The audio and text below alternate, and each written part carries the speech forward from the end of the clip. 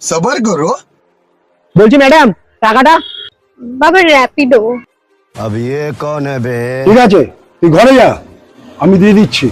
चलो भाई देखो अपने क्या करते हैं। স্যার আপনার হলো 15,000 টাকা। কি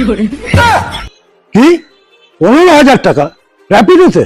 আরে হ্যাঁ, উনাকে তো আমি গত 3 মাস ধরে কলেজে নিয়ে যাচ্ছি, কোচিং এ নিয়ে যাচ্ছি, 1 টাকাও তো দেয় না, বললো আস্তে আস্তে দিয়ে দেবে। বলছি বাবা, ওই কিছু ডিসকাউন্ট কিংবা ইএমআই তে দেওয়া যাবে না? আরে আমি তো ম্যাডামকে বলেছি মাসে মাসে 500 করে দিলেই হয়ে যাবে। খুব ভালো হলো বাবা। চল মানা, এবার থেকে পড়তে যাস, কোচিং এ যাস, যেখানে খুশি যাবি এর গাড়ি করেই যাবি। হ্যাঁ বলছি বাবা, ইএমআই সুবিধা যখন আছে, আমাদের 2 মেয়েকেও তুমি একটু দেওয়া নেওয়া করতে পারো।